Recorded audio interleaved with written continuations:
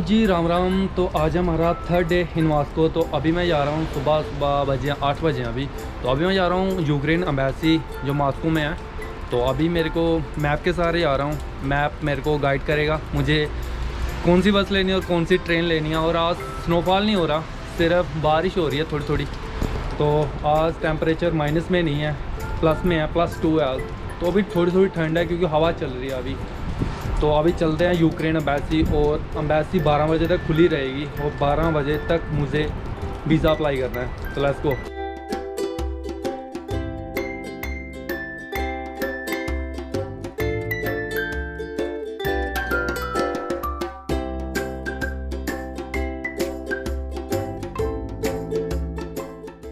तो अभी मैं 5 किलोमीटर दूर आ चुका हूँ और जिस बस में मैं आया उसमें किसी ने किराया लिया ही नहीं। शायद टैब वाला सिस्टम था और उसके बारे में मुझे कुछ भी नहीं पता और मैंने टैब किया ही नहीं और बिना पैसे ही आ गया। अभी मैप मुझे बुला रहा है, मैप के सहारे चल रहा हूँ, मुझे पता ही नहीं चल रहा क्योंकि मैप अभी नेविगेट नहीं कर रहा मुझे। और ऐसे तुक्के के सहारे चले जा रहा हूँ मैं। तो फाइनली मैं पहुंच चुका हूं अपनी यूक्रेन एम्बेसी और यहाँ से 100 मीटर दूर है। और रोड भाई एकदम क्लीन है पूरा। और पीछे एक कपल रोड पे किस कर रहा था, मैंने देखा उनको अच्छी तरह।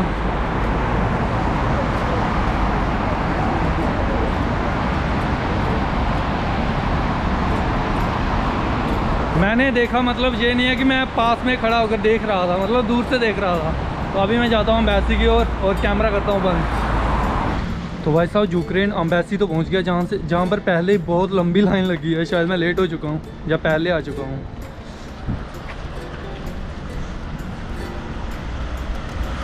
जैसे मैं एम्बेसी के अंदर गया तो मेरे पास कुछ भी डॉक्यूमेंट नहीं थे। मैंने सोचा कि जाएंगे और अपना पासपोर्ट देंगे तो हम स्टिकर वीज़ा लग जाएगा यूक्रेन का। तो बट ऐसा नहीं था भाई, बहुत सारे डॉक्यूमेंट चाहिए।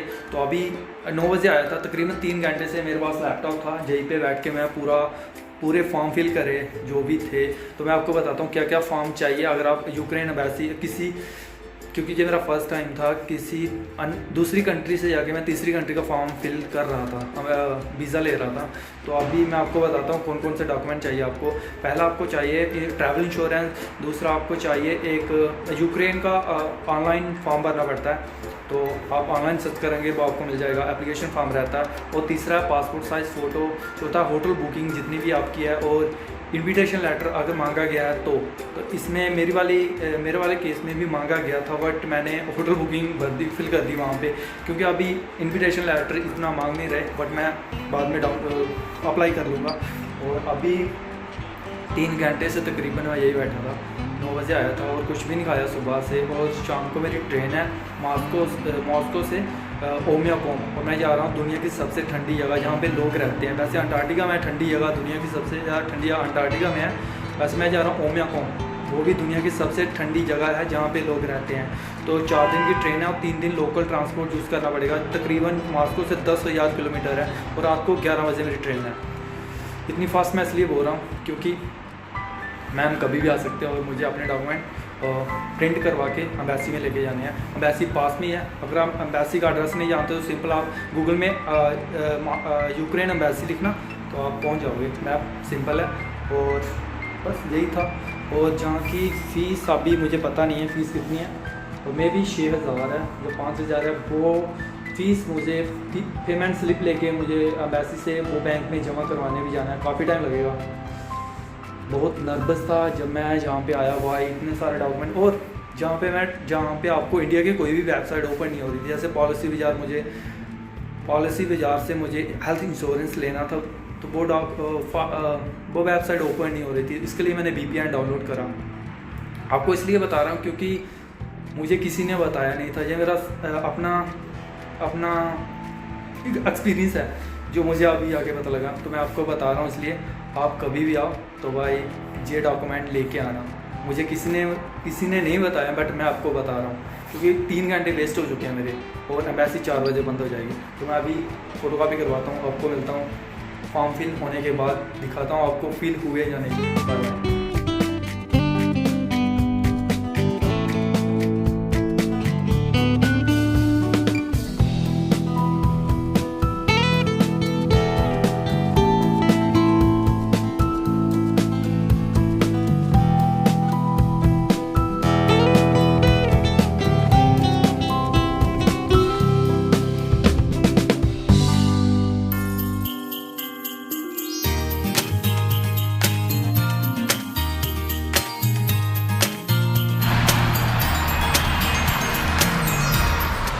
और अभी मैं जा रहा हूँ वापस, क्योंकि जो फॉर्म मैंने भरा था वो गलत था थोड़ा, तो मुझे कल वापस आना पड़ेगा फिर से। और उन्होंने बोला 6000 रूबल भी साथ ले आना, जो वीज़ा की फ़ीस है। और मैंने गलती की थी, मैंने वीज़ा सेंटर फिल कर दिया था, वहाँ पे एम्बेसी भरना था मॉस्को, मैंने वीज़ा सेंटर इन मॉस्को भर दिया था, तो जिसकी वजह से मुझे कल फिर से आना पड़ेगा। और जो मेरी रात को ट्रेन थी ओमियो कॉम के लिए, अब वो डिले होके कल पकड़ूंगा मैं रात को। तो अभी मैं जा रहा हूँ वापस, सुबह से कुछ भी नहीं खाया और काफ़ी भूख लगी है।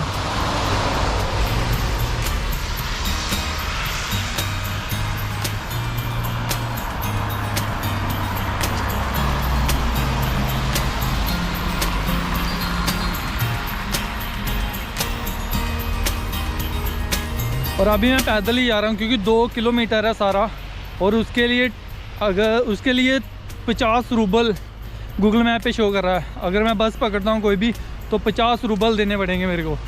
तो 50 रूबल बचाने के लिए मैं खुद पैदल चले जा रहा हूँ अभी, और 2 किलोमीटर है। और मैंने काफ़ी शॉर्टकट ली है बीच में, गूगल मैप के सहारे चले जा रहा हूँ।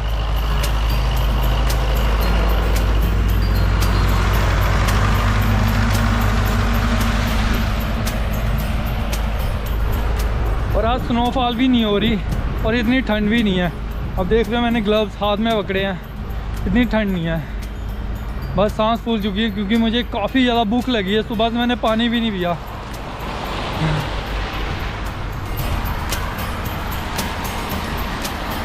और अभी 9 मिनट बता रहा है, और सफ़र है हमारा 800 मीटर है तकरीबन। दिखाता हूँ मैं आपको। और रशिया में एक बात बहुत अच्छी लगी, जो कि कहीं भी आप घूमो ना, आपको कचरा बिल्कुल भी नहीं दिखेगा। मैं भी जहाँ पे गर्ल्स बहुत ज़्यादा स्मोकिंग करती है, जहाँ भी देखोगे ना आप तो गर्ल्स सिगरेट फूक रही होगी। और एक बात और बताऊँ, हर जगह पे सिगरेट को डालने के लिए डस्टबिन लगे हैं, कचरा डालने के लिए इतने डस्टबिन नहीं है, इतने सिगरेट डालने के लिए डस्टबिन है। और अभी मैं सही जा रहा हूँ या गलत? और मुझे काफ़ी ज़्यादा भूख लगी है भाई, सुबह से कुछ भी नहीं खाया। और एक बात और बताऊं, जहाँ पे थोड़ी महंगाई है, आपको कुछ भी सस्ता नहीं मिलेगा खाने को, सब कुछ थोड़ा महंगा। मतलब इंडिया में बहुत सस्ता है भाई, इधर बहुत महंगा है। तभी तो मैं भूखा घूम रहा हूँ सुबह से। और आप कहीं भी ऐसे भी रोड क्रॉस नहीं कर सकते, ये बात बहुत अच्छी लगी। और यहाँ पे क्रॉसिंग है, पहले आपको क्रॉस करना पड़ेगा, फिर गाड़ी गुजरेगी।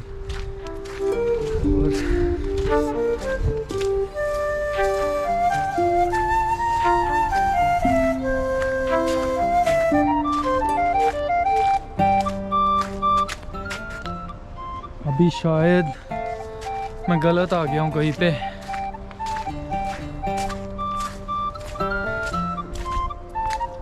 नो पीछे जाना पड़ेगा।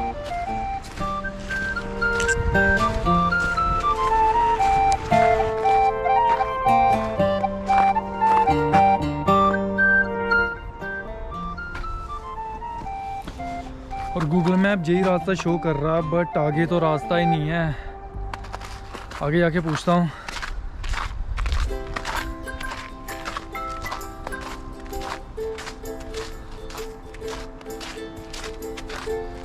पूरा 0 डिग्री सेल्सियस है, इतनी ठंड नहीं लग रही, पता नहीं क्यों।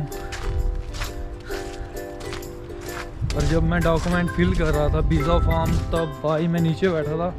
जब उठा मैं 2-3 घंटे के बाद, एकदम से झटका लगा। मैंने सोचा आज बीमार हो जाऊंगा, बट बीमार हुआ नहीं, क्योंकि उसके बाद मैं अंदर चला गया और अंदर बहुत सारी हीट थी, जिसकी वजह से मैं बच गया आज।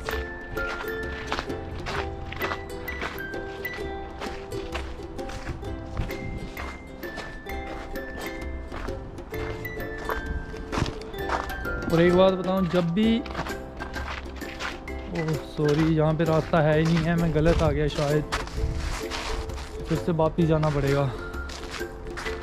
गूगल मैप ने गलत जगह ले आया मुझे।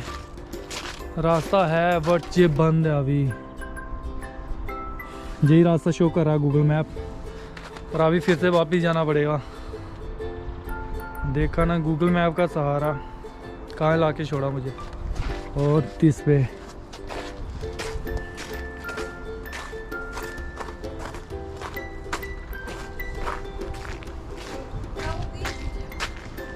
Google Map. Please. Пока вы ищете, что?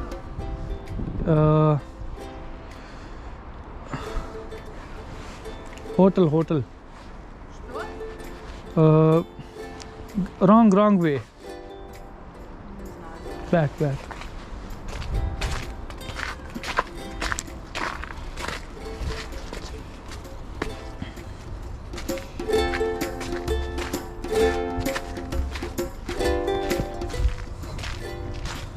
और जहाँ पे हर जगह कैमरे लगे हैं, आप कहीं भी जाओ कोई ना कोई आपको देख रहा होगा, ये तो कन्फर्म है। जैसे मैं 2 बार वापस आया तो मोहतरमा जी पूछ रहे थे आप क्यों घूम रहे हो यहाँ पे। रशियन में पूछा, पता नहीं क्या पूछा, क्या पता मुझे एड्रेस बता देते हो अगर मुझे रशियन आती तो, पर मुझे रशियन भी नहीं आती और इंग्लिश इन्हें नहीं आती। अभी वापस जाना पड़ेगा, देखते हैं।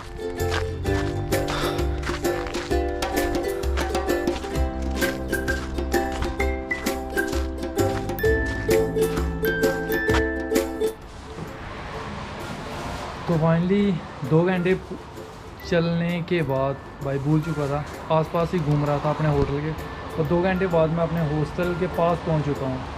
पास में ही है और कुछ खाने के लिए ले रहा हूं, और जहां पे काफ़ी महंगा है भाई, मैं आपको रेट दिखाता हूं। यहाँ पे काले अंगूर का रेट है 500 रुपया kg। सब कुछ महंगा ही है भाई, मैं दिखाता हूँ आपको।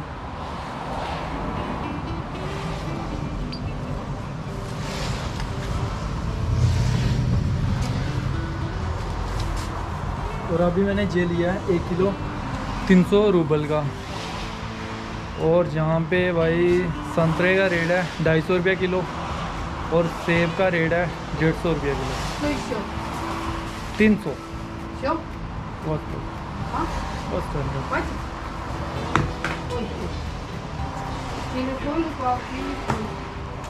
Давайте еще один доложу. और 1 किलो में काफ़ी पीस, 10-12 पीस तो आ गए, बट 300 रुपया लग गया भाई अपना। Ага.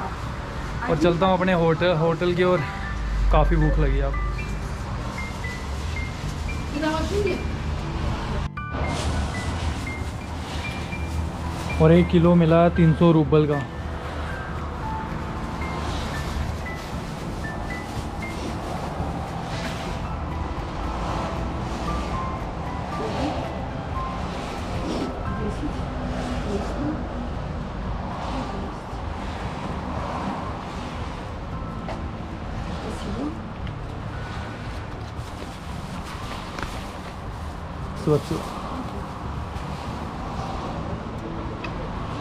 तो अभी चलते हैं अपने होटल की ओर, और आपको 3 बनानास का रेट बताऊं तो भाई कितना होगा, नहीं 1 दर्जन बनाना का रेट है यहाँ पे 350 रुपया। काफ़ी नहीं भाई, काफ़ी महंगा है, तभी मैं इतना भूखा रहता हूँ यहाँ पे।